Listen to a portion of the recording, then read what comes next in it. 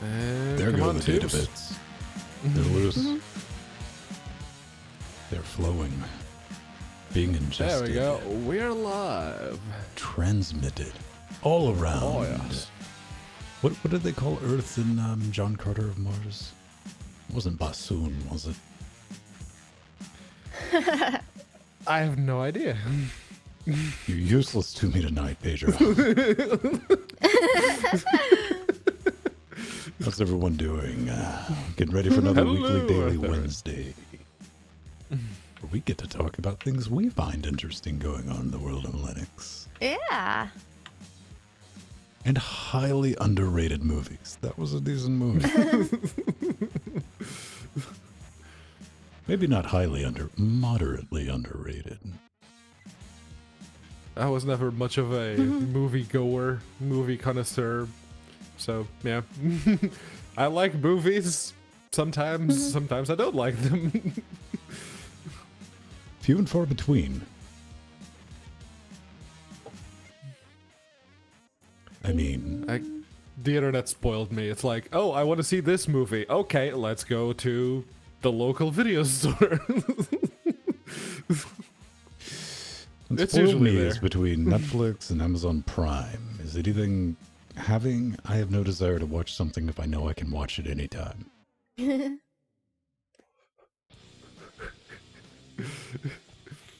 I know, I'm a very impulsive person, so it's like, ooh, I want to watch that, and I'll go watch that. I was a little disappointed. They showed Wolfenstein Babies. They released the trailer for the preview of that today. Okay, I haven't seen that.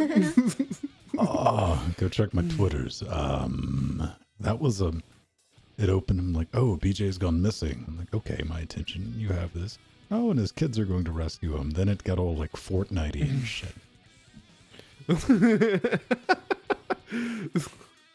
Hello, Pennywise. Oh, hi.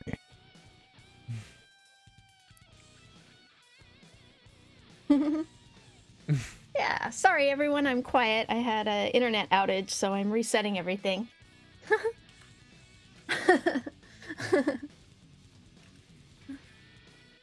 Yay!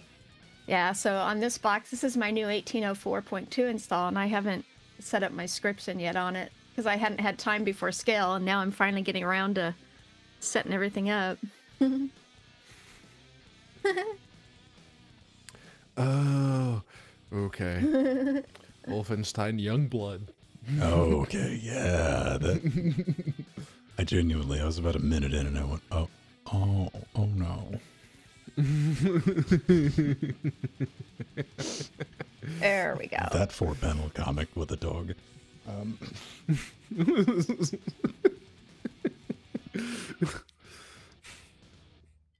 Okay, now we be happy. Oh, look at all the optiplexes. Oh. Yeah, we have a stack not too dissimilar to those in the basement. They're just all waiting to go to disposal. All I'm seeing is not a throne made. We started on the idea of a throne in the basement, and then these two massive, like, 60-inch TVs on wheels rolled into the basement and covered our throne. It's like, oh.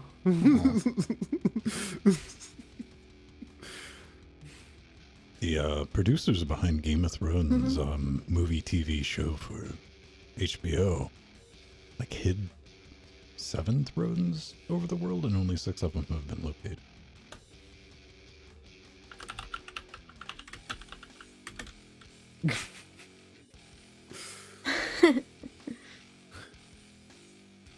Like full-sized thrones? Yeah, like okay. This is according to the internet. I think Abraham Lincoln said it. I'm not sure.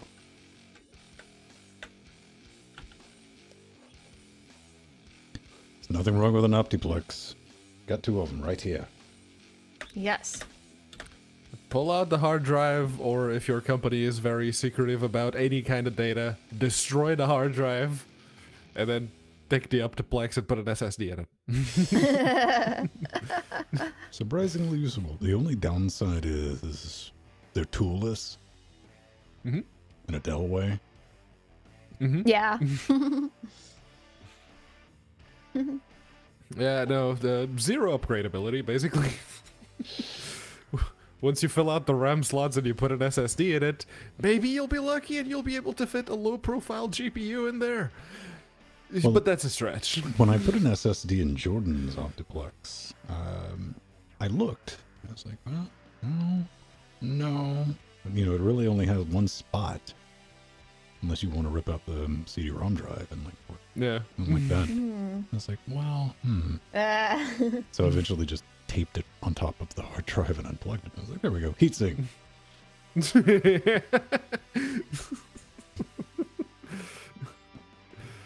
True story. Those are wiped and tested, ready for a customer. Yeah. Yeah, no, ours, since they're NHS ones, they have to be securely disposed of. That's why there's a pile of them in the basement. Just put Windows 10 on it. No one that'll break it enough. A couple of them have Windows 10. Actually, we have a couple of the teeny tiny, like, the smallest model they made of the 780. And it's like, oh, these actually run Windows 10. One of them is currently powering the train ticket machine, which we basically had to set up, and it's like, okay, how can we make this stupid proof? Ooh, look, Windows 10 tablet mode. It just full screens everything.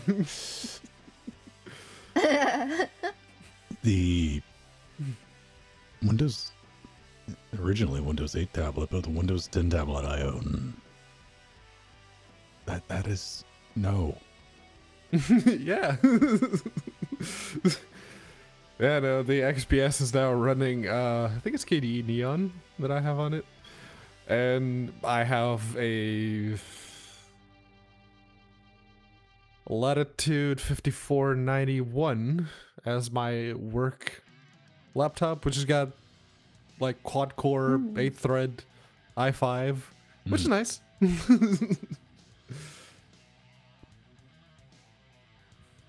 Well, Pennywise, if I ever need to add a third one, which I may, I'll part one out. These have the added benefit of nothing being wrong with them right now. They're butter robots. They get cut on twice a week. And their sole purpose in life is to run Chrome. That's it. Video. That's about all it can do, too. Oh. Hi, Justin. Hi, Pennywise. Hi, Artherin. Oh, hi. Hi, Jellybean. Hi, Steve Husband. Hi, Mir PPC. Hi, Artherin. Hi, Haplo. Finally getting to everyone.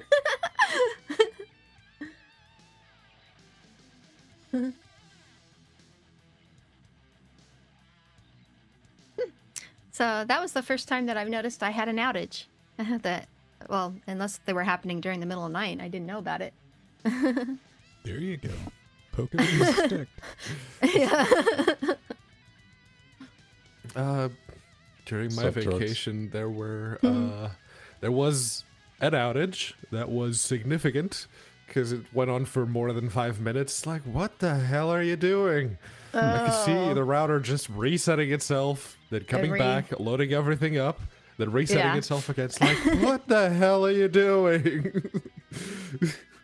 On the upside and the downside, if there is a scheduled maintenance, I get emails from Charter now. Spectrum will be like, yo, we have... Which is good in one way, but you know when it goes down when you don't get one of those emails? You're like, oh, it's going to be a minute. Yeah, no, that one was because they pushed out an update that it changed something in the firmware. Firmware update. Virgin sent me an email. It's like, you may have seen that there was a bit of an outage with your Hub 3 or whatever they call it. Because we upgraded the firmware and we introduced a bunch of new features. Oh, that's what it was. Okay. Yeah, I'm suspecting that too here because it was just like a minute here and a minute there, so I think it was updating.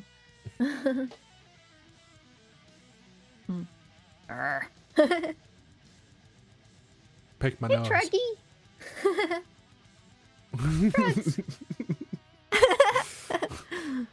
I'm just moving cursors so I can save the entire show is unwatchable because I could see a piece of a cursor on one person's screen. Oh.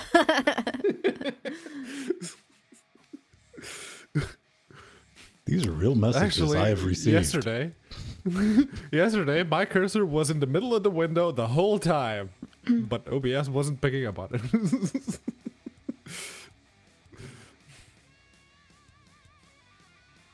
That's always fun.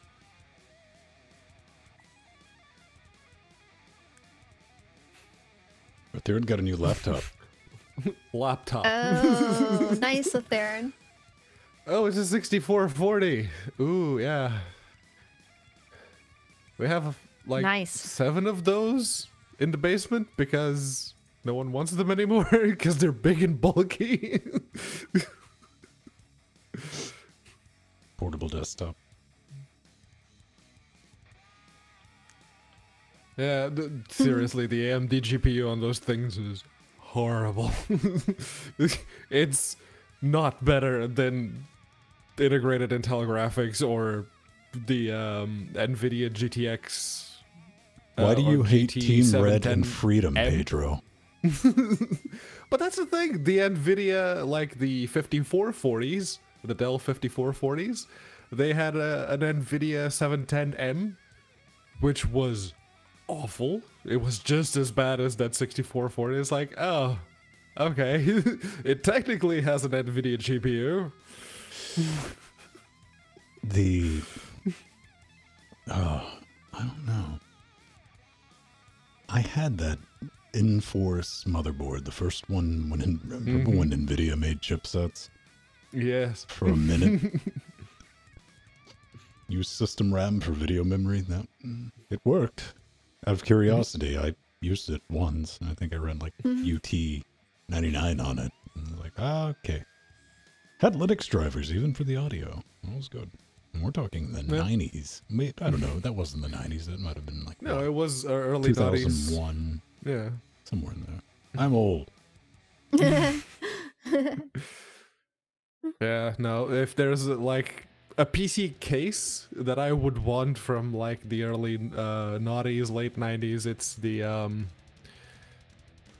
Hot Wheels Mattel one. That vibrant blue. Nope. Yeah. I want the Barbie, man. I mean, the Barbie one was silver, and that would just go if you like this guy as the turbo pink handle a little bit.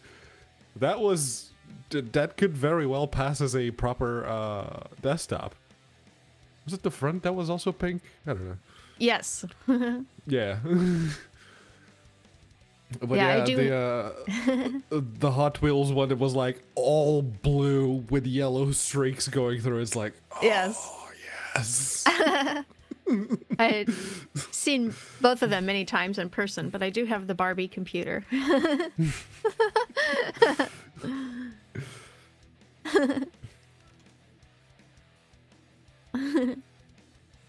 Yep. Let's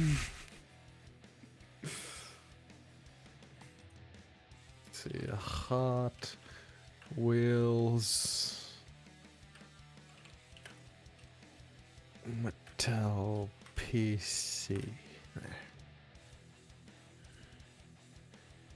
Yes. That's the one. That's a really low res picture. Yeah,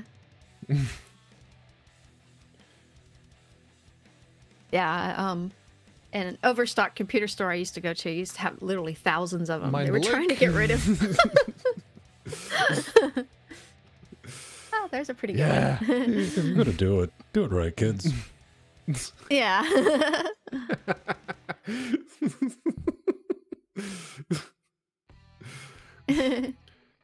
Seriously, look at that. Look at that monstrosity. That's 90s big box computers in a nutshell right there. Yeah. Oh, LGR did a video on it. Okay, I need to go see it then.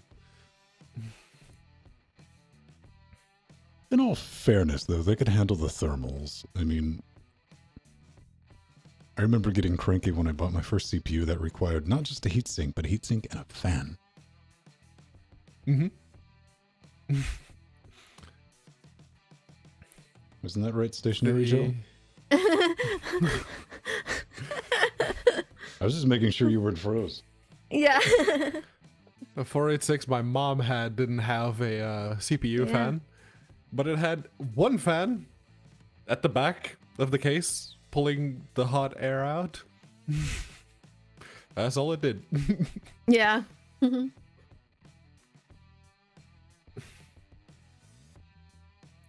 Yeah. If I ever come across one of those, I might build a modern PC inside one of them. Yeah, I think they're really cute. The blue is a little bit too intense. It should have been a lighter color. Yes, of blue. turbo blue. Yeah. But obviously it wasn't made in-house by Mattel. That was outsourced. I think the first one that I had to put a fan on, Alan, was like a K5 100 megahertz. Yeah, that makes sense. Ooh, he did a repair one. Okay. Okay. Yeah, see, all my 386s and above, I always had CPU fans on because I was doing animation on them and I work them hard. So I always did, but most people didn't. Yeah, see, the Barbie one, it was like silver. Yeah, it had some pink highlights and some flowers, but it was a silver PC. That, yeah. It'd be fine, man. Yeah, I mean, the Barbie one was well in the done. house. I'll be going to town. Yeah, I'm a Barbie girl in a Barbie world. Oh, 1996. How now. I don't miss you.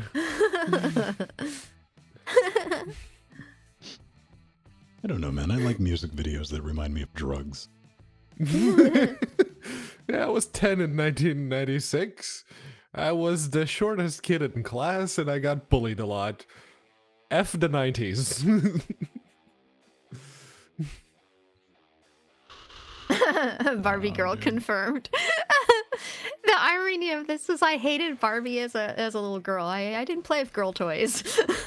So I'd prefer Ken over Barbie, but no.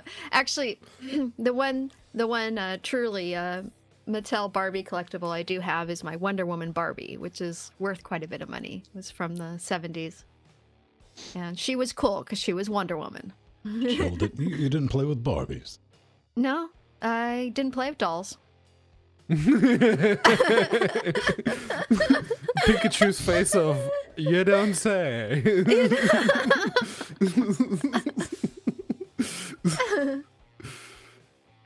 I was too busy doing Legos and playing with my Slinkies and interactive toys. There and was my brother's one thing Hot Wheels. about the Barbie lineup of toys that I really liked, which were the cars. Oh, It's yeah, like, the cars I are want great. those Barbie cars, and my dad was like, "But they're pink. They're for girls." Like, I don't care. I want the Barbie they're car. cool. And you look right at your dad, took off one of your heels and threw it at him. Yeah. Aw. Steven got to work on the cars. Again, I was and like 10. Yeah. Steven's gotten to work on the cars and the RV and the condo. I always liked her housing and, yeah, all the peripherals. And when my girlfriends would come over, Jill, you want to play Barbie with us? I just had no interest. I'd play with the car, but that's about it. And yeah, and in our household, every Christmas it was me and my brother fighting over the Hot Wheels. So you can ask him about that. Oh yeah, apparently those red line Hot Wheels from yeah, the original Red Line series. Oh, Those are yeah. worth a pretty penny nowadays. Oh, yeah. Ready? I'm gonna make some tea and we'll get on it. Okay. Yes, I need to pee. I'll be right back. Okay. No Jill, way. entertain. Yeah, that's okay. Truggy! Oh, yeah, I know. I know Trugs. I love Lego, too. Constructs.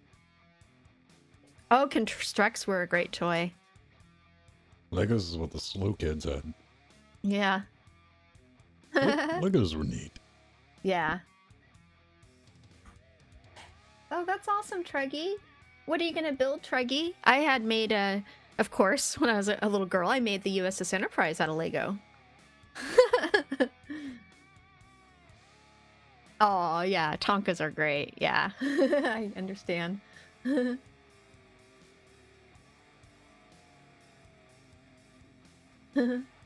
Lego software runs on Linux, yeah.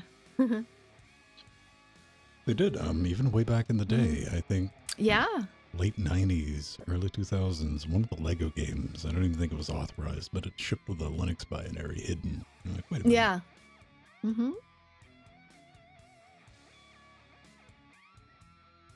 Yeah, Steve Husband had the red lines, but him and his brother had prototypes in our attic, and they got lots of money for them because they were ones that were never, they were Mattel specials, Mattel employee specials.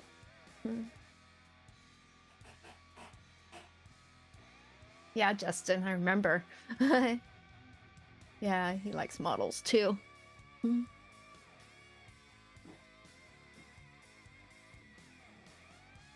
Structs were awesome.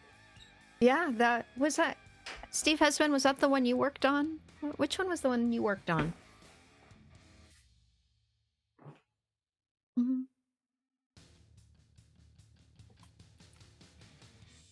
I think it was Constructs. Yes. Mm-hmm.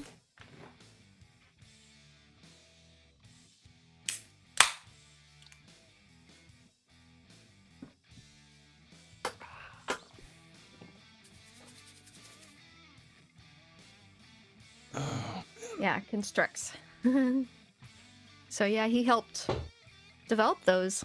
I remember he was telling that was, I think, one of his first jobs at Mattel, working on Constructs.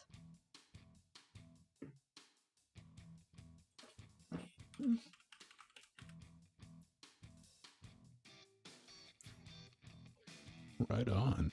I don't Mid-90s. remember getting those in Mid-90s. Portugal. That was Steve rocking his flannel and his goatee. Listening to Mudhoney.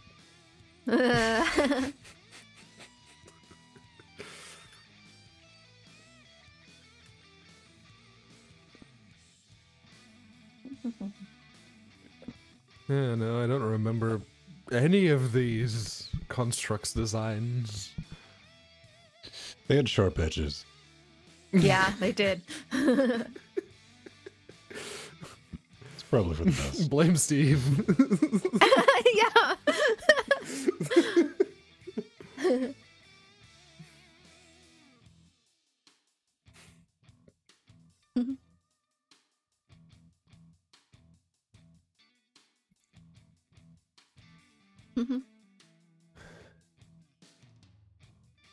No, it's just being a kid and it's like, ooh, I really like toy cars. I want all the toy Yeah. cars, the Barbie ones, That's cool, there was Pedro. another doll line that had a bunch of cars as well. It's like, I want them. I want them all because they were really well designed. They were big. Oh, they're beautiful. And they had a bunch of details. It's like, oh, yes. Yeah, the Barbie Corvette was one of the best cars ever made. Yeah. Toy But cars. no. So it's for girls. Yeah. Thanks, 90s. Appreciate it. I know, don't you hate that? It was always, Yeah. I'd end up getting girl toys for my birthday from people, and I just never would use them. It's like, How about we drop the moniker of boys and girls and we just call them children's toys? Toys. There we go. It's like, now anyone can play with them. Yeah. Color them pink, color them blue, color them yellow, color them green, color them however you'd like. Just, they're toys. Exactly. Yeah, there's so much better toys now than there were when we were kids, though. It was just because they're making them not gender exclusive now. It's just so much better.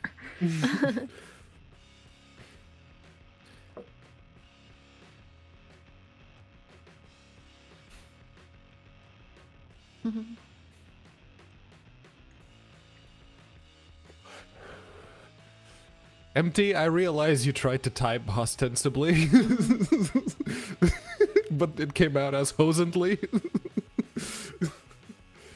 Yeah, so true, Empty.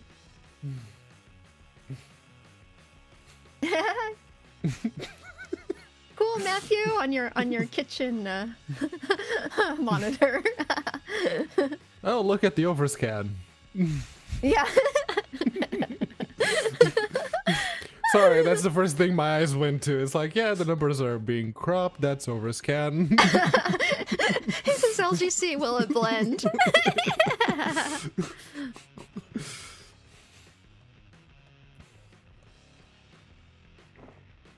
Hi,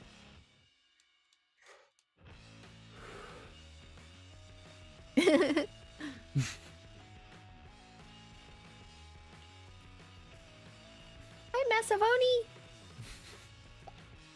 Yeah, Steve he designed half of these constructs. Pretty cool. That was one of his favorite toys to work on. Lego is popular. Let's imitate that.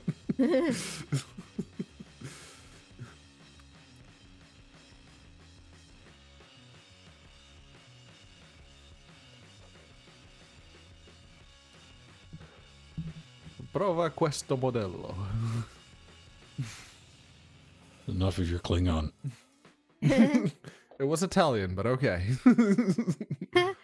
Yeah, Vin, if you scroll up, Steve has been designed about half of these constructs that are on this, I guess it's a magazine. But he's taking a picture of, ironically enough, at Mattel Toys. So.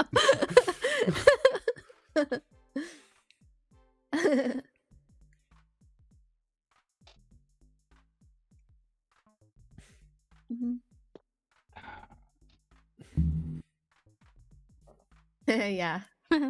Being able to get paid for playing with essentially Lego.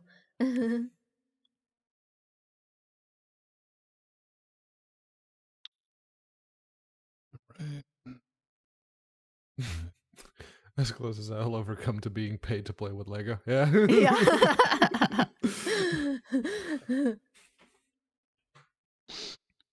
Oh no, Steve, I was going to accuse you from taking it last week. Yeah. When we weren't talking about constructs. Yeah. You premonition person, you.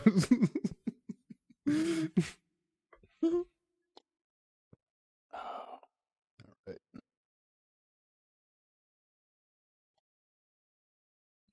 Everybody got everything. Okay. Good, looks good. Okay. That is a pretty good resume. Just throw a box of a toy that you designed that someone's like, there. I did that.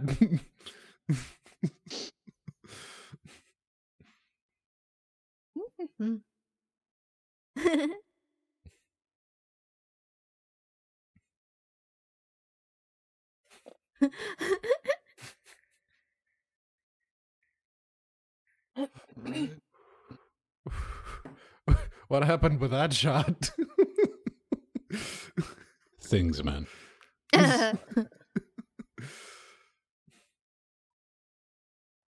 Check the. That's good. All right. Yes. Take a stab at doing a show. Or not.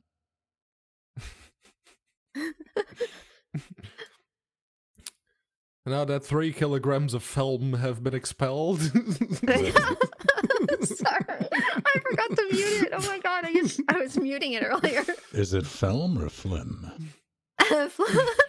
Phlegm. It's pronounced phlegm, but it's spelled film. Embarrassing.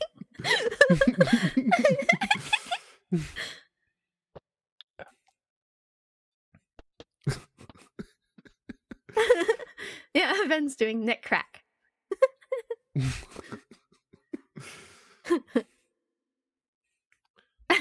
We all have our things we do before we start.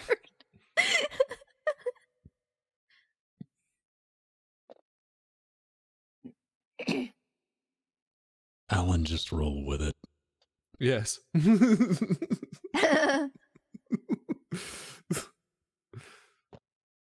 you not kidding? Michael pronounces the K. Knife. The knife.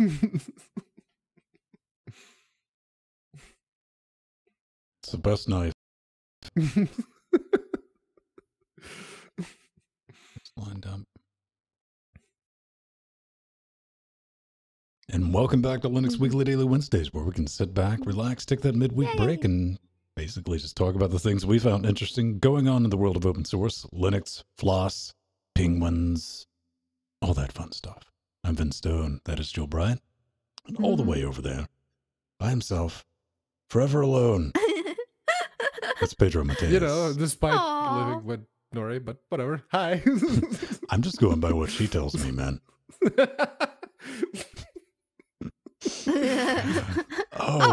got a gang of stuff to talk about this week. What's everyone been up to? Jill, you're like keeping track of dates or something. I don't know. Yes, I am. Wow, I've done a year now, 52 weeks of Linux Weekly Daily Wednesday. OMG. So tomorrow, March 28th, 2018, Wednesday, March 28th, 2018 was my first show as a full-time co-host. And what a ride it's been. And we were talking about scale 16x then. So now today's it'll be scale 17x. Awesome. Right on. Yay. But it's really been wonderful. This has just been so awesome and I love it. Speaking of scale, I've been going through those videos. I finally got a chance to get all that downloaded. And I'm deciphering things like MOV1, MOV2, MOV3. Yes. Where I have no idea what's in them, who's in them, but we'll see if we can get that together. And one thing, we're giving away a copy of Humble Bundle 20 from last week. That's the full paid version with the overgrowth in it. Go back and check that show out. It's pretty easy to enter. Pedro, you never write anything in, so what's going on? Nope. Honestly, not much. It's basically the slow days at work have been coming to an end because most people have now used all of the days off that they had left before they financial year rolled over and they wouldn't get to keep those days. So it's actually been a bit busier now. It's good. Although we were enjoying just, watching YouTube videos. Those days come to the end. All right. Yeah. How about we get right into this, because this is kind of a fun discussion. Everyone's favorite bearded loss advocate, Stallman. Yes. So, Richard Stallman, you may love him, you may hate him, but what he often does is he makes some really interesting articles, if nothing else, and this latest one is no exception. It was published for LibrePlanet on March 23rd/24th, and basically he... Besides picking stuff from his feet and then eating it, he decided to introduce a novel idea to the Install Fest. This whole thing is about the Install Fests and what to do about the deal with the devil. And the devil in this case is in Stallman's suggestion here, very much a literal person that's dressed like a devil and offers to install non-free software in an install fest. So in his idea, the perfect install fest would not compromise anyone's privacy by including proprietary software or blobs of any kind. You would only be allowed to install completely free and open source operating systems, and then if you wanted more, then you could go to the devil, and the devil would install that proprietary software for you. And the mental gymnastics that he goes through to at the same time incentivize a demon or a devil to be present to do these things, but just refusing to admit the reasons as to why that would be a necessity. It's impressive. And as much as I could have, we could have a truly free world in the world of software and hardware, we don't. I mean, efforts are being made, but we're not there yet. Yeah, well, having hosted several Linux Chick-fil-A install fests, I understand the dilemma of non-free software and proprietary hardware driver installs. And in fact, we even have suggested that people bring their old laptops or newer laptops with them, which usually use an AMD APU or Intel GPU and can use the open source graphics drivers. But at the same time, as an animation teacher, though, and having many of my students learning Linux at our Linux Chick-fil-A install fests, I often have them install proprietary animation apps like Maya, Modo, DaVinci, etc. to teach my students the industry standard apps they will encounter, of course. But, of course, also teach my students to use the open source and non-industry standard and now industry Blender, Krita, Inkscape, and GIMP, and the many advantages that open source software has over proprietary, and it is superior in so many ways. So, yeah, definitely. With me, operating systems, I love Stallman. I do. He's a necessary evil, he says non-ironically. But I do treat operating systems as tools, not religions. Yeah. I can't really do that. I mean, when it comes to hardware and software, I'm flexible. I would like this utopia, this perfect world where Lwdw and everything, but I don't know if we'll ever get back to that. And I'll always flavor floss over proprietary 100%, but it does boil down to using the right tools for the job to kind of touch on what you have to get done. And sometimes I'm more than willing to shoot myself in the foot to accomplish this, Yeah. I have a license for Traction, which is a DAW, digital audio workstation, but I use Dur because it's good enough and it gets the job done. And I'm happy with that. When it comes to video editing, even yesterday I was playing with it. More on this at 11 later in the show. DaVinci Resolve would make better use of the hardware I currently have, but you know what? KDN Live, you get the job done. So I'm going to use that. Yeah. And like you mentioned, Libra Boot, it's a very good idea. It's like completely open sourcing that last bit of blob that's in every single computer, which is the UEFI. So you get rid of that and everything is saucy. But most of those efforts seem to be focused on older hardware. Case in point, 7 new devices have been certified by the Free Software Foundation. And what are they? Well, they're basically network adapters. Yeah, they're all network adapters. And they are wired ones that do 10 and 100 megabit per second. They're either USB or PCIe. And there's a couple of wireless G adapters as well. G. You don't get AC, you don't get gigabit, you don't get anything. It's not that they're old necessarily, because they're not. It's just antiquated technology that nowadays, it's actually feasible to completely use these in an open platform. No blobs of any description, all the drivers, everything else. It's all free software, and that's great. But it's old. Yeah. Come on. Yeah, well, this is awesome because, yes, it is Richard Stallman approved hardware, of course, which is wonderful. And what was really cool is Think Penguin had some of these devices on display at the booth at their booth at scale 17x.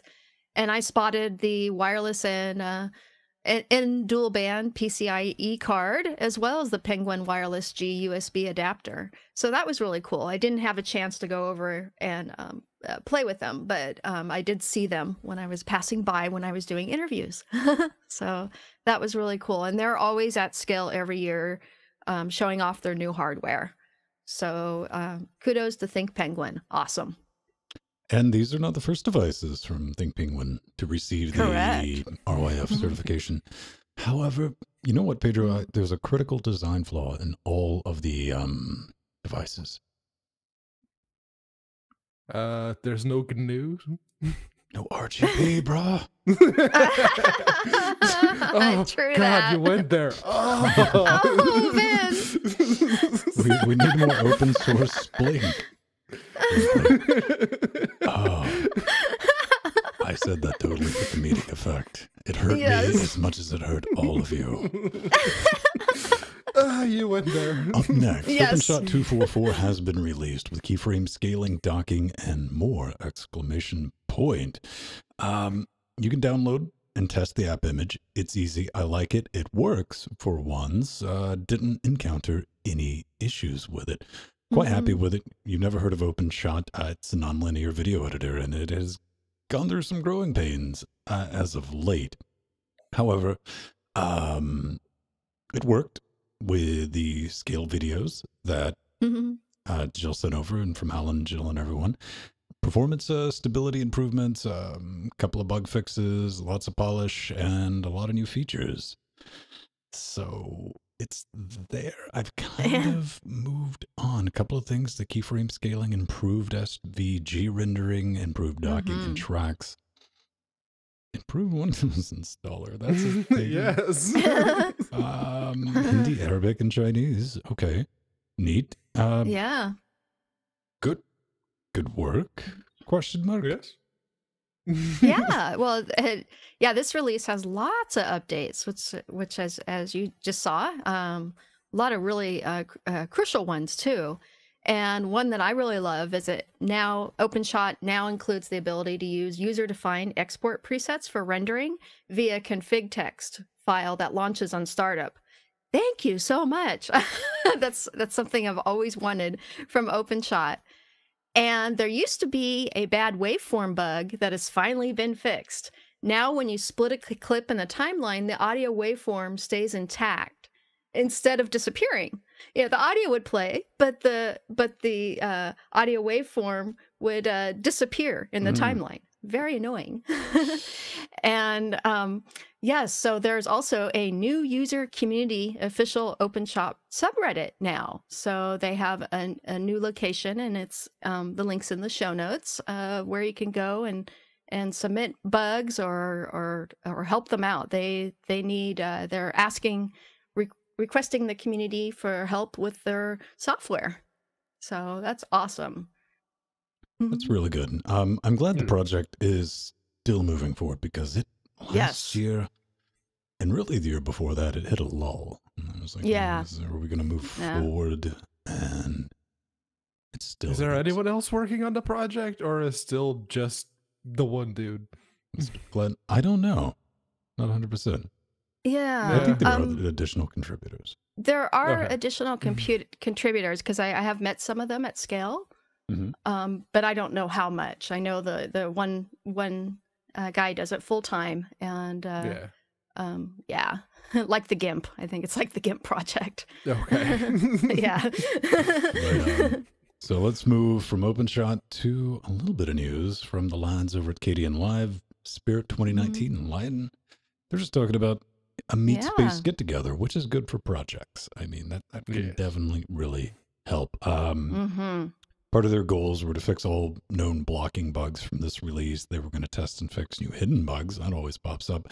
Decide which features to add after the release. Review the user interface and usability testing, of course, and testing effects, and attempting to improve render speed, which is always crucial. And they committed 85 fixes and implemented some new and old features.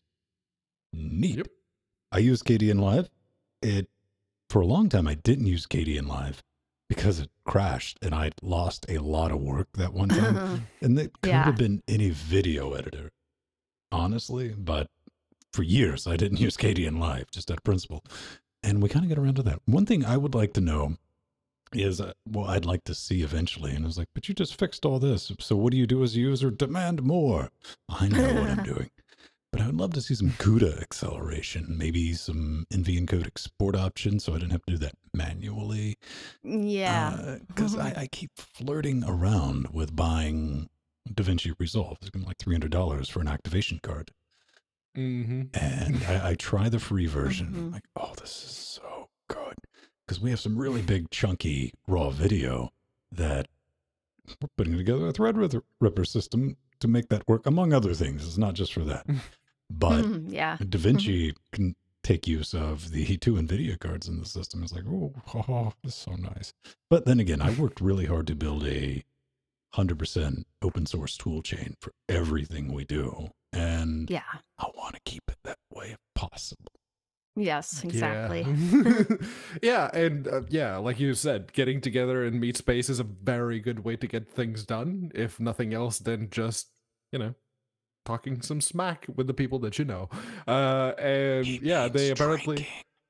Yes, I do mean drinking, because if you set your heads together and you spend a couple of days hammering on bugs and issues and new features and whatnot, while hammering down some adult beverages and snacks, then things tend to get done very, very nicely. I wouldn't say quickly, I wouldn't say effectively, but it is a good time. So yeah, kudos on to the KDN Live team. Yeah. Oh, yeah, definitely. And I think, having these kind of events really helps focus on the one project. And Canonical does this as well. And they fix a lot of bugs and do a lot of updates during that meetup. And other open source projects like Solus does it, the Raspberry Pi Foundation.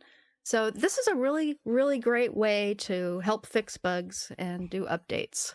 And I approve. Do it every year, KDN Live. Yeah. Get everyone shipped to France to just work on things. Yeah.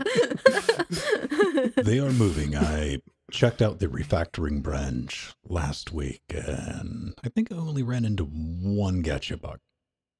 So it's getting better. It's definitely getting better. I submitted a bug report over Twitter DMs to one of the developers because they contacted me. I was like, fix that.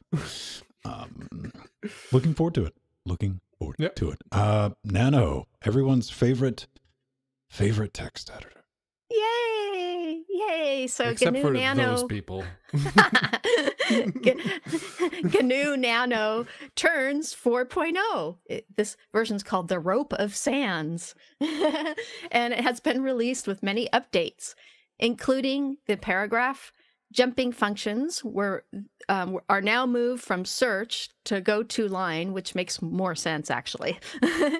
And when a line continues off screen, it now ends with a highlighted greater than symbol instead of a money sign. And I like that better because visually it's easier to read at the end of a sentence. So that works well. Yeah. It's, in version 3.2, it has the little $sign. Yeah. And I can see how it got confusing, and I did see a couple of comments of people saying, yeah, it looks like you're about to call a regular expression or you're declaring a variable or something like that. It's like, yes. Yeah, okay, the $sign, maybe not the best idea. You were making a case for a Nano Clippy. A little ASCII.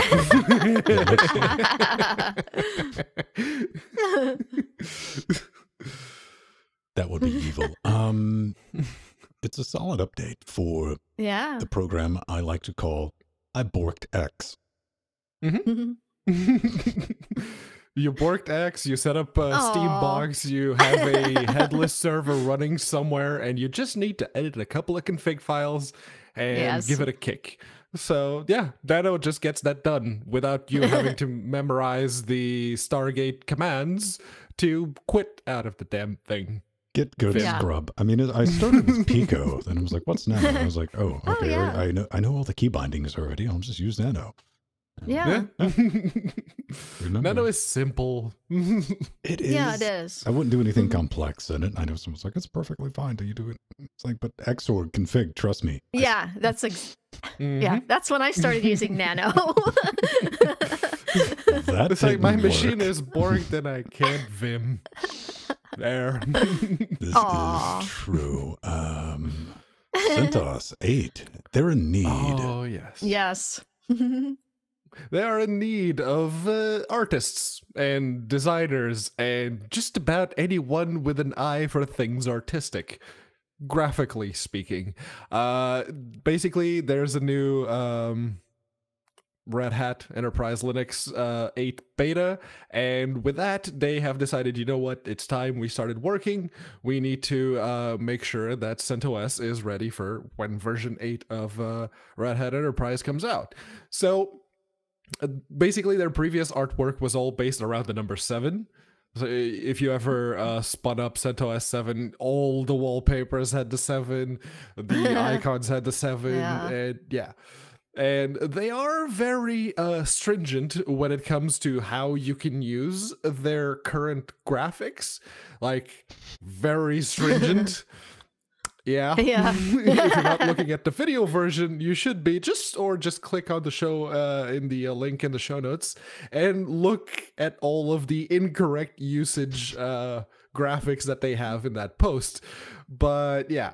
Am I alone Basically, they're by looking- sitting here going, all right, how many of the incorrects can I check at one time before I send this?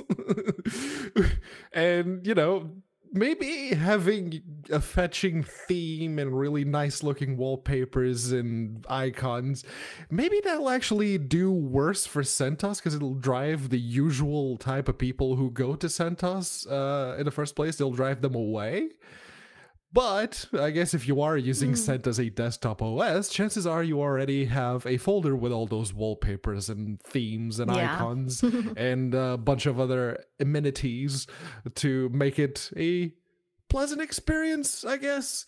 And if you want, if you really want artsy people to come and help you with your project, you're going to have to loosen up on the control over that logo and text and the incorrect usage. Yeah. You can lose that a little bit. The Yeah. beatings will continue until the art is perfect. Until we don't complain. Oh. I fully agree, Pedro. And actually, I prefer the black and white versions of the logo. Actually, always have. I even have a CentOS t-shirt as well. Today, I'm wearing my IBM shirt from Scale, which of course is now owns Red Hat and CentOS. I actually prefer the black and white versions of logo with the name because visually the logo is too busy with the 4 colors and detracts from the CentOS name branding. Every time I look Yeah. at that logo, my eye is drawn to the colors, not to their name. And there's like so many lines in the Yeah. in the logo. It's like I know don't it's need those visually, many. yeah, it's visually distracting, yeah, and too busy. Yeah. Yeah. I would like to speak for the vocal minority of our brethren and sisters out there going, I didn't know they had a logo. Still don't care. And it's not CentOS. It's like, what's the Ubuntu logo? It's like, pull the trigger. I don't know, man. The only reason I know Fedorf has a logo is because Pedro cocked that up. Yeah. And the designer on Twitter was like, aha. Done. Yeah, Fedor. Hey, it got a retweet. That's more than many of the It's- other suggestions ever Made did. Pedro's day. It sure did. Okay, coming up next, Jill, who did you talk to? We're going to cut this in. Oh, okay. This is our Scale 17X interview with Chris Cornacchia, Strategic Account Leader at GitLab. and he talks about upcoming changes to the GitLab workflow. And this was his first time doing an interview at a booth at a convention. And I thought he did a wonderful job. And it was one of my favorite interviews I did. And I would like to thank Mr. Alert for being a wonderful cameraman, my friend Tyson for recording a backup of the interview. You're going to make this edit hard, aren't you? Yeah. And my Steve husband for helping with passing out LWW business cards, stickers, and flyers with the interviews and making contacts for interviews. So I had to make sure to thank all the people that helped. That's not making it. Maybe I'll add it to after the video. Yeah, just cut between like the last line and then the thanks. Video. Oh, yes. Wait, no, there's another 2-minute segment. Okay, where did you want to cut it in, Ben? Where I decide to. Okay, because I didn't know, so I was just reading. You can watch the fully edited version like everyone else, Joe. Come on. I'm sorry. I should have asked you where you wanted to put it. If you wanted me to talk after or can before. Make it work. I can make it work. Okay. I'm sorry. No, there's. I forgot. I realized I forgot to ask you about that. All right. Let's see. Well, what I can do is like, because I want to cut to the video and what you said to thank everybody, I want to keep in there. So I think Okay. That's going to be coming back from the video. That makes sense. Yeah. I'm braiding. Give me a moment. I'm trying to make my job slightly less hellish. All right. Yeah. That was really cool. Thanks, Jill. Thanks, Alan, everybody. We were able to talk to, we had a gang of those that we're going to be feeding through in the upcoming weeks. Yeah. That they stalked at scale. It's kind of fun. We got some gaming stuff too. So looking forward to that. Hey, we get to go to scale and stuff like that because of you at home, playing the home game, helping us out. If you get a chance, think like, hey man, I like these weirdos. I'm going to kick them a few shekels every month. You can do that. LinuxGamecast.com/support. We got the PayPals. We got the Amazon affiliate links. Those are awesome. We get a cut of that. We got a wish zone where I'm about to spend a chunk of change. Humble PayPal, magic internet monies, but our favorite is Patreon. And we have a new Patreon to thank this week, Jill. Yes, we do. Belric. Yay! I've been enjoying him the last week in chat. He's our newest patron. He's awesome. Don't worry, Pedro. I'll put the appropriate music behind that. Yes. Okay, I'm glad it wasn't just me then. Oh no, I looked over at you. I was like, yep. Hey man, thanks.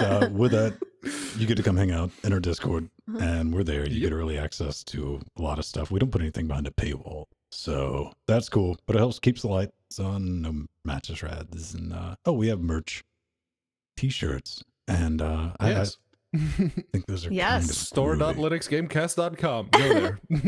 Really horrible at merchandising. We have a couple of designs, and you can have them on stickers, shirts, hoodies, whatever, mugs. Fun time.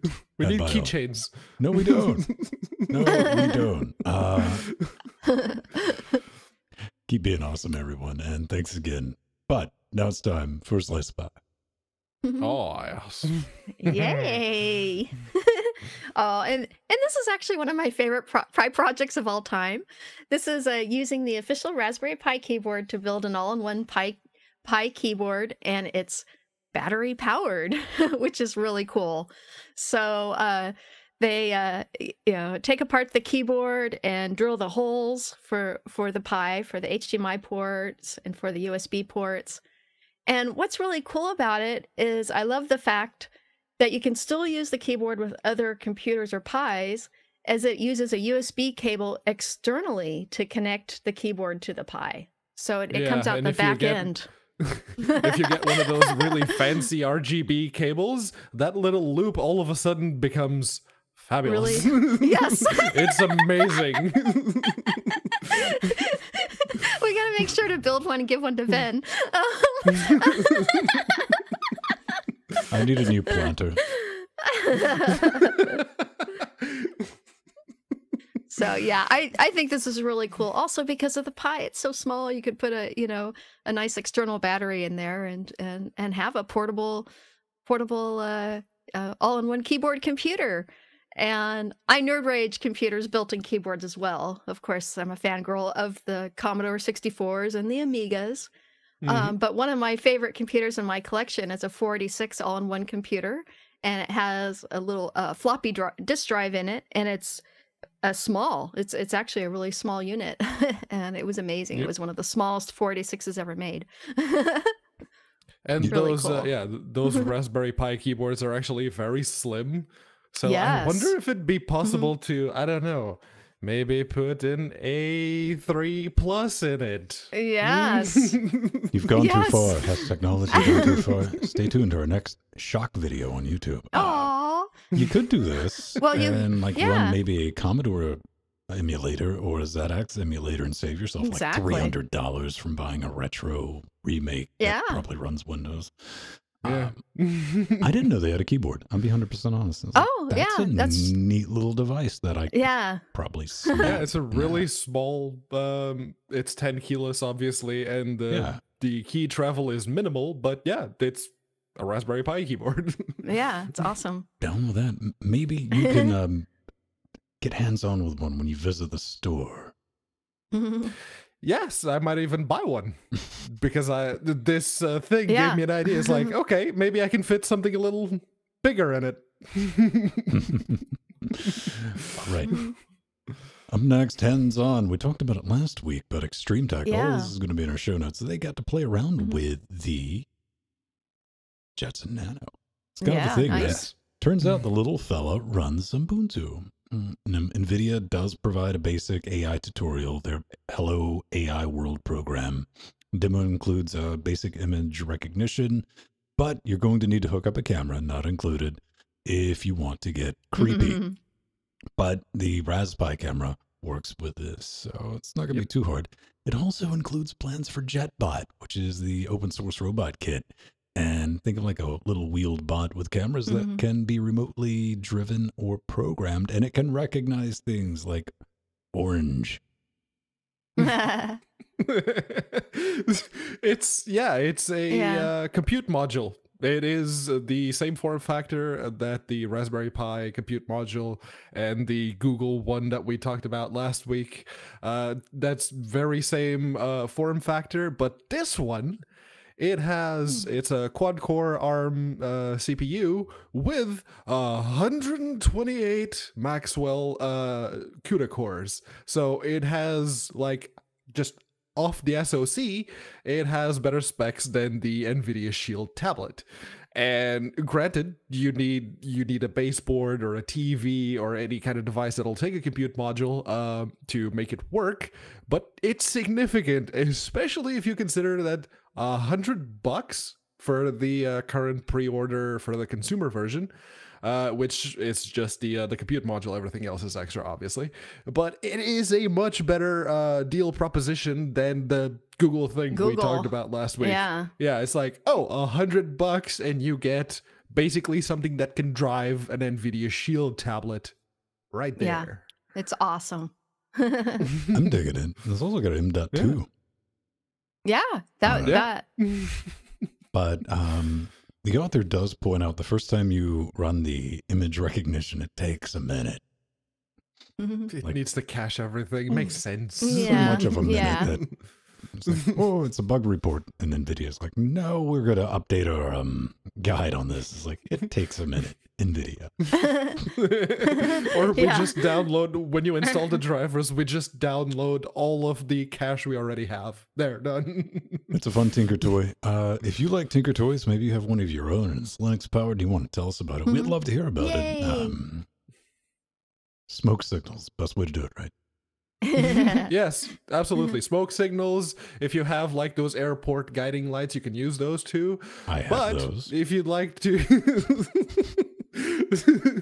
if you would like to actually get in touch with us, well, maybe go on over to linuxgamecast.com, hit the contact button, and fill out the form.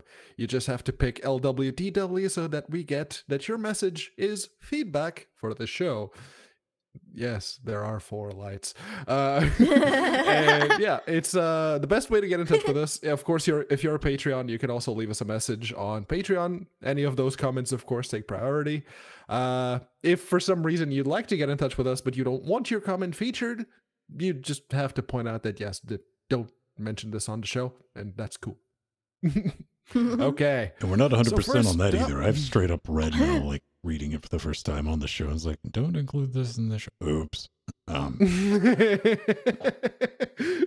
It'll happen sometimes. But yeah. So last week we were talking about, not last week, 2 weeks ago, we are talking about Linux. And, well, the devs got in touch. It's like, wow, thank you for mentioning Linux. I don't know what to say other than thank you. Maya is a personal project that has gone beyond what I ever imagined. Thank you so very much. Take care. And I do, I see your thing there, Jill. I'll let you get to it. But before that, I do have to say that in that particular spiel, when we talked about Pedro Linux, just said, I'm going to give you a minute. Yeah, I'm gonna let you finish. No, I said, why use this when you could just use something like Crunchbang? And well, the Crunchbang devs have never personally come to the show and said thank you. So F that. Use Linux. Yeah.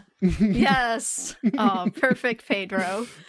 And yeah, you know, I went ahead and installed Linux on an older laptop. I had run it in a VM originally, but I went ahead and installed it on an older laptop with the open box window manager and absolutely love it.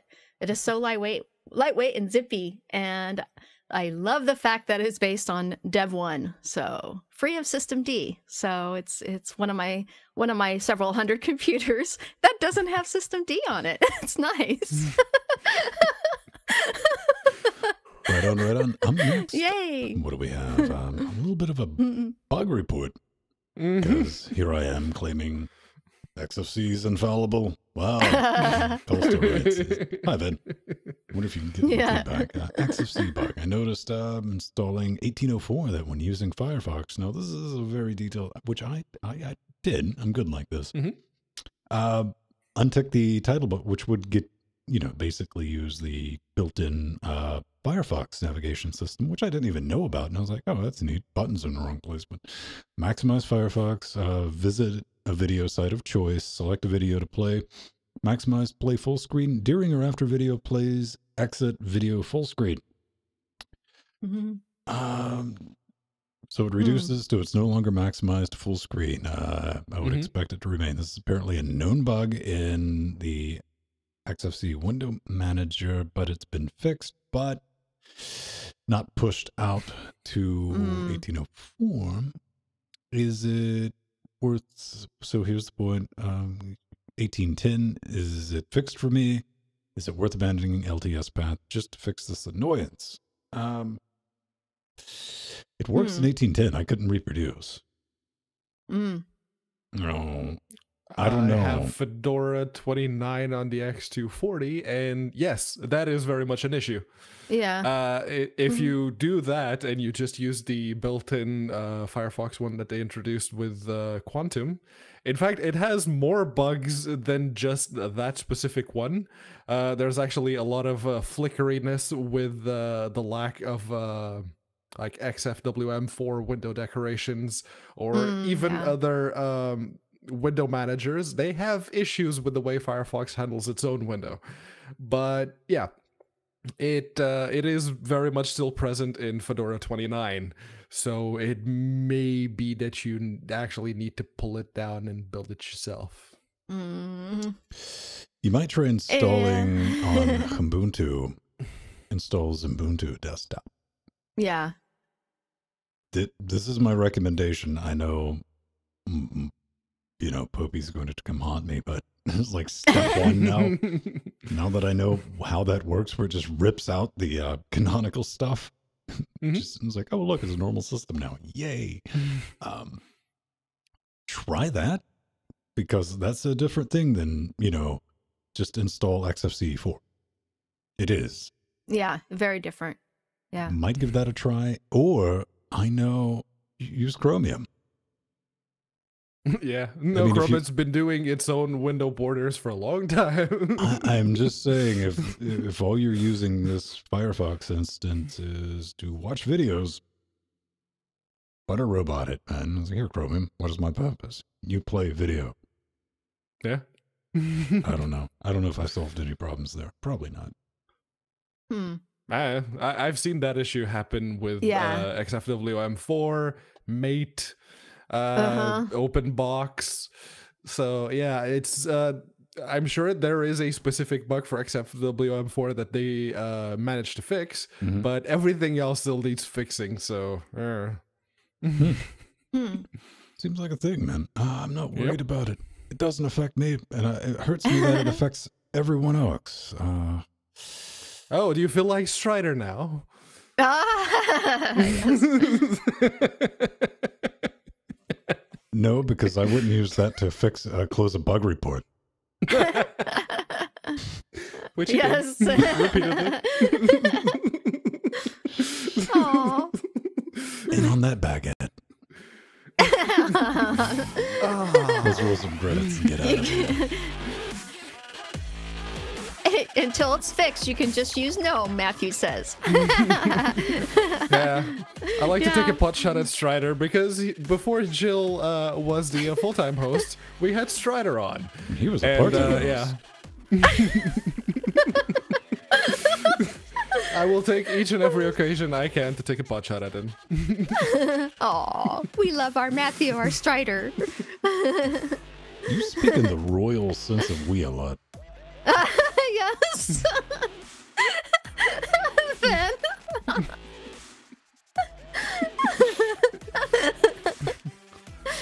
Aw, we love our producers and our executive producers. We love you all. Wow, I can't believe it's been a year. This is awesome. A lot of people and a lot of Patreons. Thank you. Yes. Thank you very much. I was going to say patience, but okay. We love you, chat room.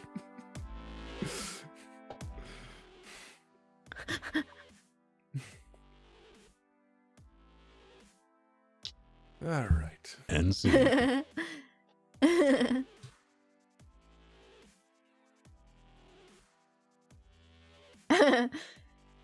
Yeah, Matthew, I could name all the producers, but I'd have to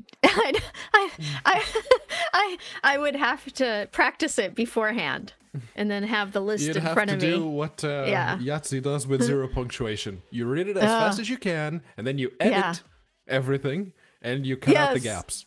Yeah, there you go. That's the smart way to do it.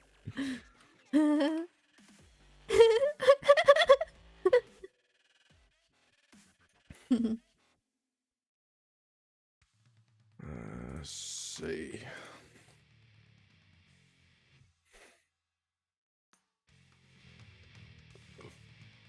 Pardon me.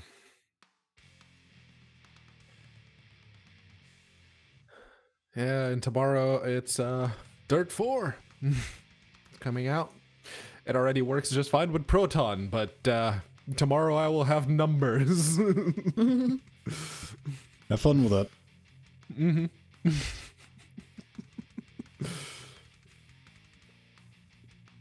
And that humble bundle included Dirt 4 is like, okay, I'll pay the £10 or whatever it was to get Dirt 4. Yeah.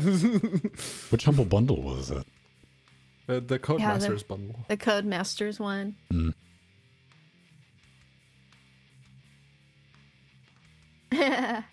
Animaniacs. Aw, we're the Animaniacs. Yeah, I do have a feeling that Farrell's going to realize people are not patient. Tomorrow. In the age of Proton, patience is a big ask. Well, I mean, it's a... Yeah, you have to do it on like, no, I'm going to wait. As opposed to, I'm just going to click play. All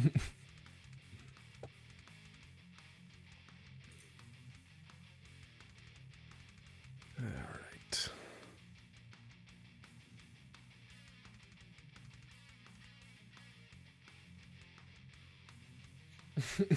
And welcome back to another Linux Gamecast Weekly. I can't unhear that from this song. Yeah, I can't. I understand. Now if I could just housebreak you.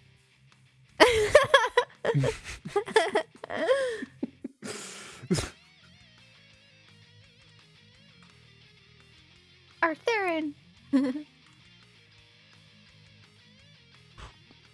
Takes a long time to extract audio from a 36 gigabyte file. Oh, yeah. Even when the M.2s. Oh, it has nothing to do with hard drive speed. Yeah. No, it's all processor? Okay. Single thread. Yeah. Okay. All right.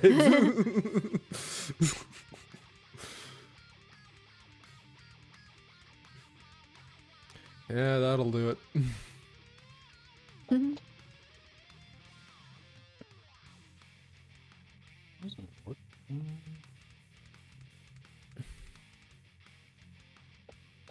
Yeah, I've never seen Animaniacs. Oh. Dust for fingerprints. I found prints. No. Fingerprints. No.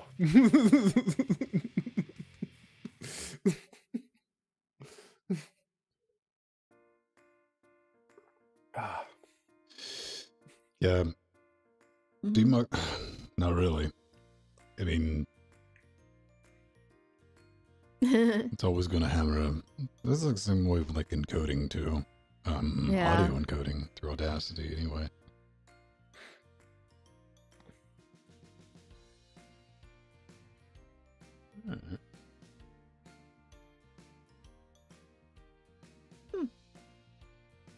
Justin having problems with Mesa. Huh? Justin, welcome to the realization. As someone who ran ATI GPU laptops for I don't know, 2005 up to 2014, it's 9 years-ish. I could tell you, it made leaps and bounds. By the end, you could actually play stuff like Fallout 3, a 2008 game on a 2009 middle-of-the-range laptop GPU with the open source drivers. But boy, that was a long road. That was a really long road. Yeah. Oh, yeah. It took a long time. Got a lot better, bud. Yeah, Justin, the consumer AMD drivers were always bad. The prosumer ones were usually pretty good. Because they know that's where they were making their money, was with the Fire Pros and the OpenCL and whatnot. So that's always been really good, but the consumer, for some reason, they made really good a really good OpenCL implementation. Yeah. But why, AMD? Why do you fail so much whenever OpenGL is involved? Yeah. Really simple, Seriously. Pedro. I don't need display out when I'm using it for compute. Yeah, I guess you don't need a graphical layer for just doing compute. Yeah. Huh, that's interesting, Justin. Yeah, I have a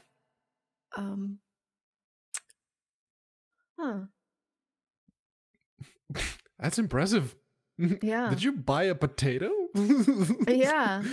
I've never seen that happen. It clearly said on AliExpress that it was a... Uh-huh. Because, yeah, I've seen quite a few GTX 1060s and RX 580s that when you actually take the heat spreader out and you look at the chip, it says like, oh, it's a 480 or it's Well, I mean, then again, it is a 580. I mean, it could just not be picking it up yet. Might need to give it a few years. That's the thing. The 580 should work out of the box. It's the same GPU as the RX 480. So Should. Yeah, I never played with the 400 series and the 500. I have 600 series, and they've been working beautifully. I know there were some issues with the 500s and 400s, but You see, Pedro, the BIOS hack works perfect under Windows, so it couldn't Yes. That hacked BIOS is working as intended under Windows. Just giving you a hard time, Just. Oh, wind I mean- blows. Well, that explains that. No. We are making fun of it, but there is actually a hacked VBIOS that you can flash to an RX 480 that'll turn it into an RX 580. I mean, you probably don't Yeah. want to do that because the power package on that PCB and the heatsink aren't running like the 580 is. But yeah, you can do it. Mm. That's what mine is. Well, there you go then.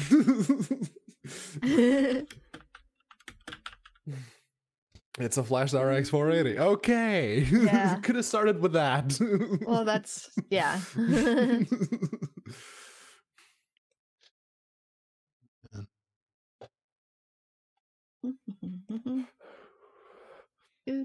Yeah, they changed the power package on the PCB of the 580 is actually a bit sturdier, and it can handle the extra power and the extra power it needed for cooling the 580.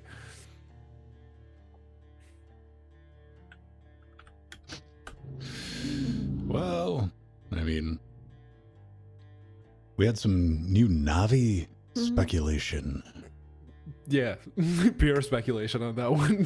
come out yesterday with the Navi 10 and the Navi 20 series. Mm-hmm.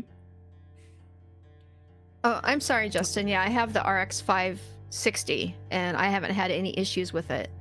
But they say they're in the 600 series. They're going to be fixing a lot of those issues. But Yeah, Alan, we could play around with it. With the UT99, we don't need a dedicated server for that, though, do we? We Oh, don't. he just- he but wanted it's to set nice it up. to have. yeah, he already set one up. It's like we don't have to futz around with router forwarding. Yeah. We could try it, man. I know I have a copy. I bought a copy on GOG. Yeah, I have it on GOG too. They were giving it away for free for a while. Yeah. We can do tentative plans, maybe, for Friday on that. Yeah. I also want to try out the Duke Nukem 3D mod that Empty posted. I Yes. Oh, threw for that that on would be- yesterday. Yeah, that runs Yeah. very well, and it does support multiplayer. Oh, that's cool. Yeah, Empty. Thank you for posting that. I knew a little bit about it before, but that would be really fun to play. I love Duke Nukem too. All right, give me a moment. I'll be right back.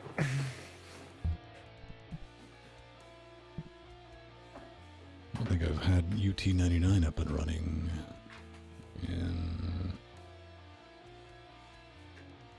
a long time. Yeah. Wow.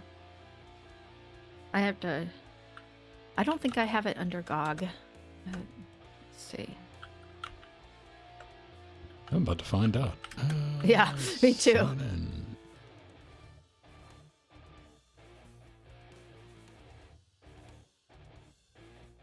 No, I don't. Okay. Final.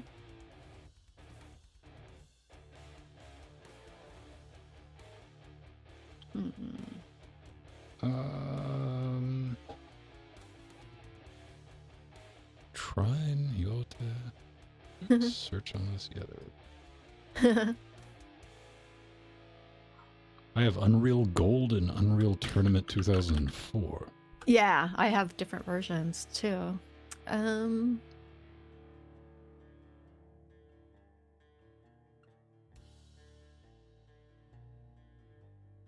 Is it only available on Steam or what? Yeah, it's the Game of the Year edition, I guess, on Steam. I think I do have that.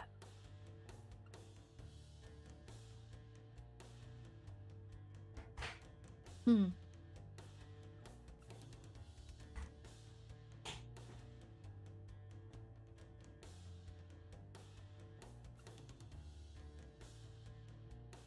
Yeah, it is the Game of the Year edition. Okay. Okay. How much is it now? Let me look. $10. $10? Oh, okay. Easy. I know I have a copy of it somewhere, but I'd rather just get it on Steam. But I have it on GOG too. Yeah, so I never got the GOG one.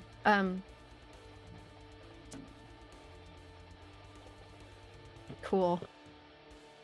That would be fun to play. I haven't played that since the 90s, I think. I wonder if it works under Proton.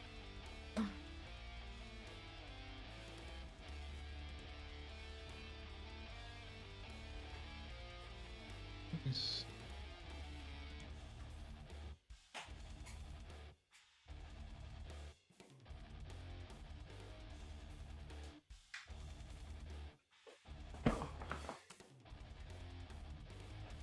Okay.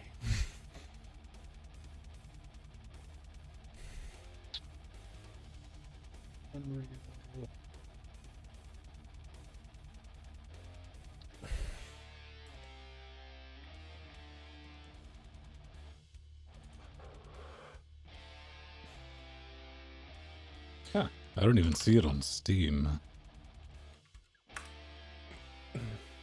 That's that link. What link? The one in Discord. Yeah, I mean, it's not even showing up in Yeah. search, though. £5.99. There it is. Unreal Tournament Spiel! Yeah.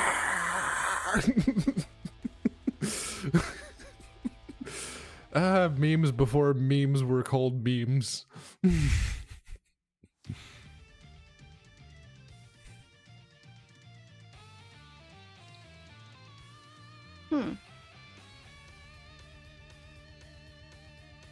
What?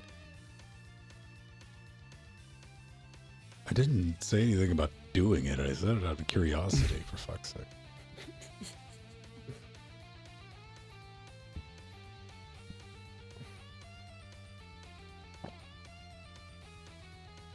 Yeah. True that, Ellen.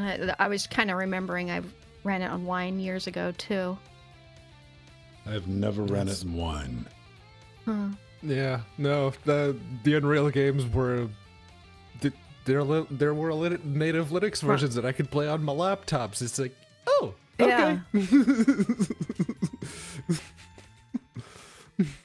Unreal was the game that I spent a weekend compiling and building OpenGL for my Voodoo card, because OpenGL support for 3dFX was the thing, and I get it hacked out, hammered up, linked up, and realized that OpenGL performance on 3dFX was poop compared to Glide. Oh, yeah. Yeah.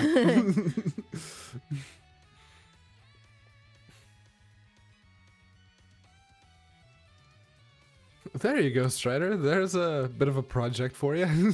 Closed, won't fix. One fix, not a bug.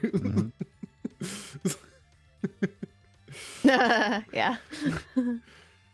Actually, that's one of the Tuesday streams I still need to do is Heretic 2. I'm gonna have to get the native Linux version of that working.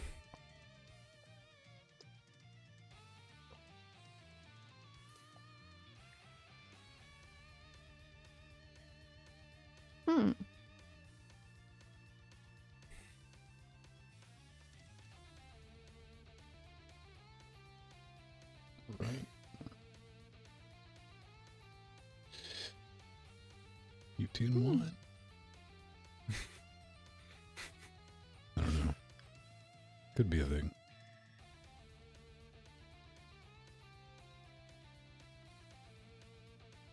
Yeah, I have the Gotti on my dog account, so if you decide to do that on Friday, yeah, let me know.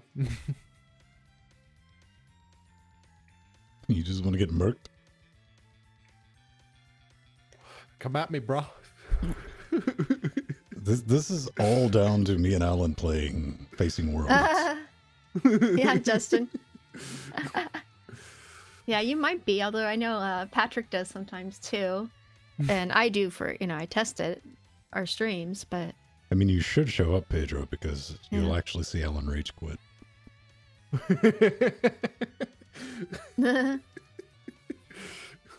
Now, if some of us have it on Steam and others have it on GOG, will there be issues with that? Probably. If you pull the files and you use the native Linux version, it should be fine. Yeah. The one on Steam wasn't Linux version, though. It was the Windows. No, you just need the asset files, Jill. You don't. Yes, you just need the asset files, and then you track down where the latest native Linux port is. Yeah. Oh, yeah. Speaking of the Windows Strider, version. what did you just say about online multiplayer? What? Strider's like, just use the Lutris installers, for fuck's sake. Yes. What did you just say about the multiplayer not working? Yeah. Okay, let's copy that URL. Oh yeah, in Space and Worlds.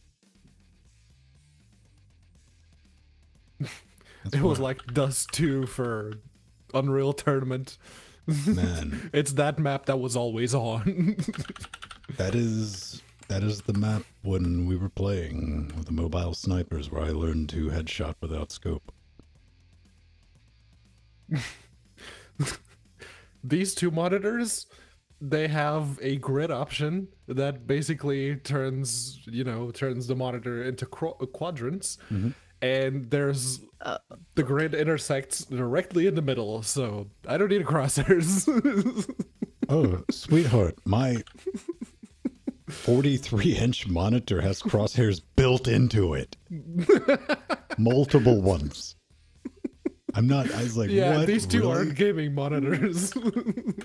I laughed. I was going through the settings. I was like, oh, would you like a crosshair in the middle of the screen? Which one? I'm like, huh, that's a thing. Let's check this LG, see if it does. Okay, there's a game mode. What does game mode do? Yep, it has a crosshair.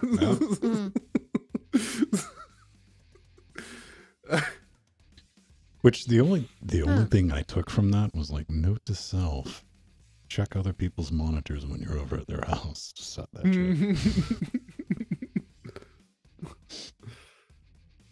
Yeah, no, these two, you can do like the grid split and it would end with the like a cross in the middle.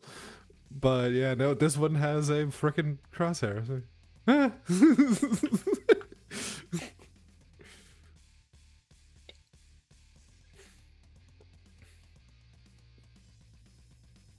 Yeah, I guess this 24-inch UHD is a gaming monitor. That's what all the LG advertising is about. It's like the cheapest UHD IPS gaming monitor on the market. I mean, yeah, it is.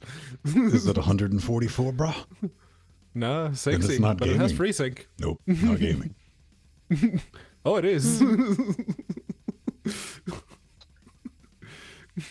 The branding's all there. Well, the branding's there, man. I've seen a Type R sticker on a Ford. I mean...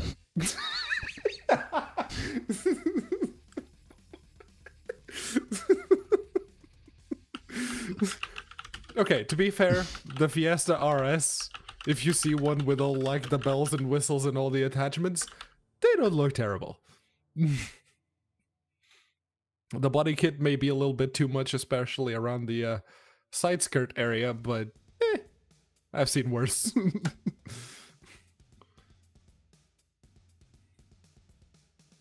Yeah, that's what these ViewSonics were. They were $90 to $100 range. Yeah. They work. They monitor.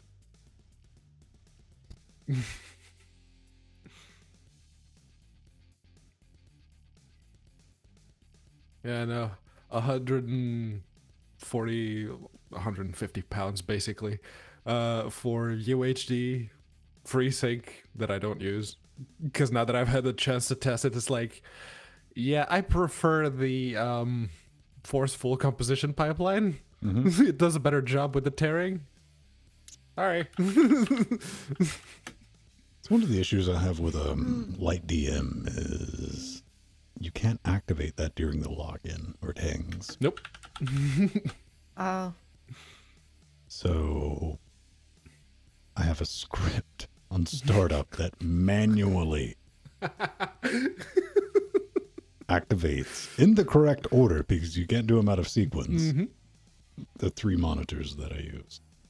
Yeah, no, GD too.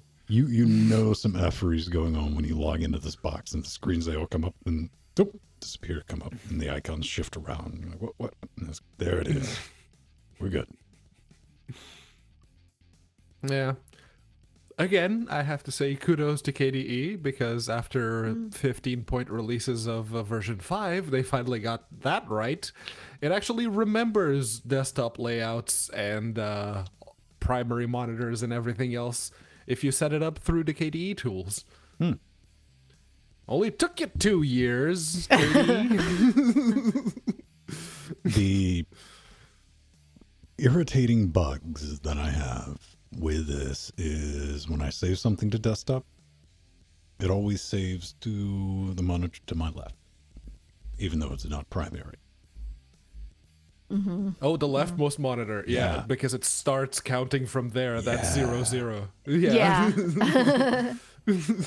That's irritating. And the other thing is, this is only with Firefox and with Thunderbird, is I've had to take this monitor out of landscape because if I have it in portrait, the window size will always be the maximum width to the leftmost monitor. Yep. This is a known bug to which Mozilla has responded with shrug emoji. There's actually a lot of bugs if you look for them that basically stem from your leftmost monitor not being your primary monitor. That's basically how I learned to work with Linux. It's like, okay, the monitor that I want to use the most is always on the left. That's it. Usually what I do, like if I put this back in portrait mode, I move it to the upper, kind of like in between to the right of the main monitor. But then I end up in like the weird swirl to get around to that monitor on the dribble. Yeah. Which gets irritating, gets confusing. Almost up multi-monitor. Yeah, thanks, Alan. Center monitor is the primary. Yeah, you can set it to primary, and most Windows, kudos to developers. Most Windows, most games, they will actually spawn in your primary monitor. It's just those annoying ones that like to spawn on the leftmost monitor because that's your primary one. Yeah. And most of them, it starts at 0. Most of them learn though, Yeah. And I'm like, okay, we'll start here next time. Yeah, It's the same on boot. Yeah. On boot, it doesn't matter what you have. It's how the video card initiates the display outs. So if you have a Gigabyte 1080 G1 gaming, it starts HDMI, DisplayPort 1, DisplayPort 2, DisplayPort 3, DisplayPort 4. And it's... Yeah, this monitor at the top here is the HDMI one. So when I turn it on, instead of being the UHD that's plugged into DisplayPort 1, that shows up with the BIOS info and everything else. Nope, it's that one at the top there. Now, I've given up trying to fix that. The 9 series, I had that issue with whatever, it would go from DVI, HDMI. Oh yeah, if it has a DVI. Right, yeah. then it would go to the 20 series, not a problem. Yeah. It starts with DP0. Oh, it does. Oh, Okay. they finally changed the default They to fixed that. DisplayPort. Oh, Go figure. Yeah. I thought I was going to be moving stuff around when I was like, okay, well, I'm going to 2 DisplayPort. And we plug that in, and it's like, nope, there you go. It's like, huh. Yeah. Yeah, no, the only way I can get DisplayPort 0 to start and show the BIOS and everything else is by not having that one plugged into HDMI. But it's like, okay, HDMI, it has one HDMI out. I'm going to use it for a monitor. Yeah, I use my HDMI as my my primary monitor, and that has Yeah. helped a bit. Yeah, it turns out UHD over HDMI 1.4, not so good. It's stuck at 30 FPS. Yeah, it's 30. HDMI 2.0 works. It's like, Yes. all right, that's neat. Don't use it, but it works. Yeah, neither this monitor or the 1080 support HDMI 2.0, so yeah, the DisplayPort it is. That's how I get my displays working. Oh, Easy okay. peasy. Yeah. Yeah, I've managed to get KDE to remember my my monitor configs, so basically this is all I need to do. Let's take a screenshot of that.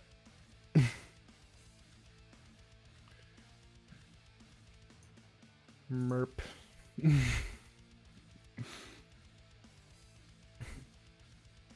That's it.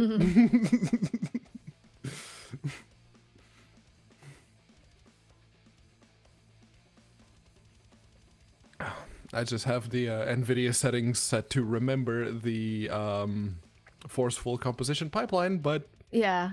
it doesn't need to remember anything else because KDE does a proper job of managing your monitors now. Nice. That's awesome. Did good, scrub. Yeah. If I could get another UHD monitor, I'd gladly get rid of these two. It's like, Nori, now you have 3 screens. There.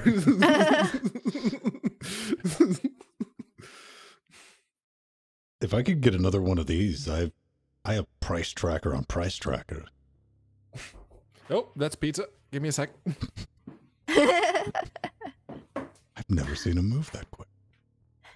Yeah, I still don't know if 4K is gonna help me anymore. Because I have to enlarge my text so big as it is, even on my 1080s and my 1920 by 1200. Your monitors are so tiny, though. No, well, they're 30-inch. Yeah, I know, so- that's tiny. Yeah, actually, I was thinking of getting a 43, like the one you Right. had. If you'll excuse me, I'm gonna go have some dinner. Bye. Oh, bye, Pedro. We love you.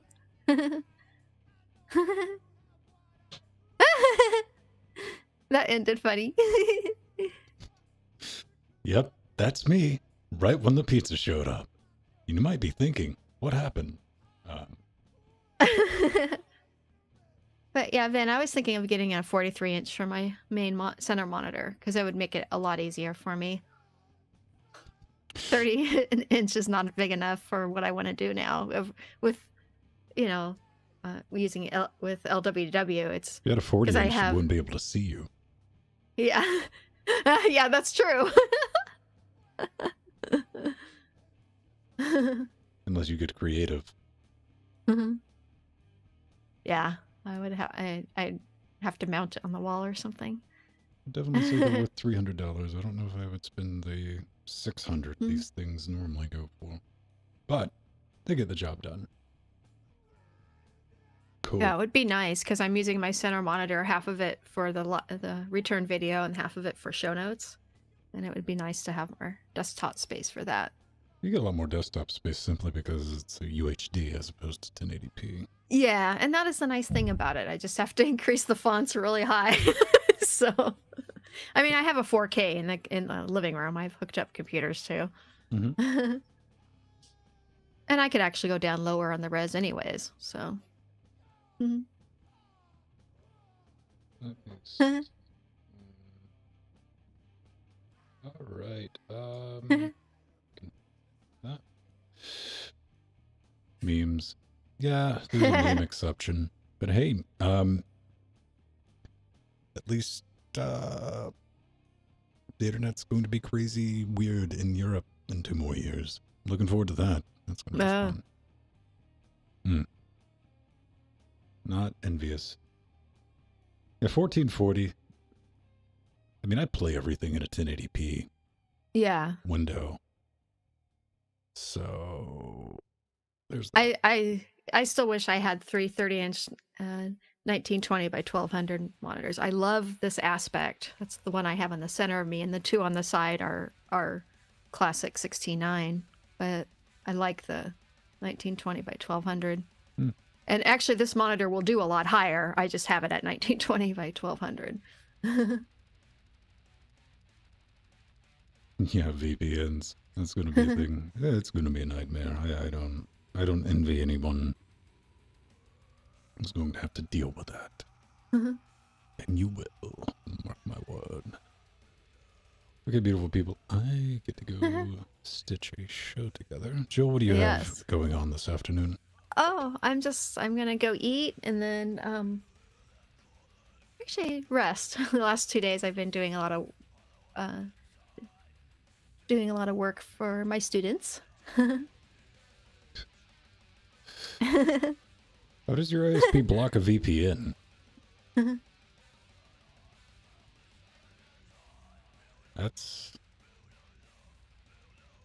That's horrible. Yeah. Oh, bye, like Arthur. We love you.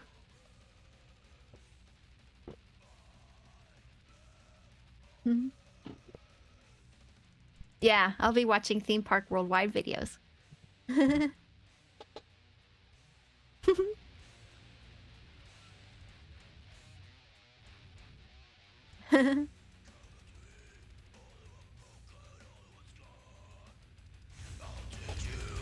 All right, we're going out on this classic country tune.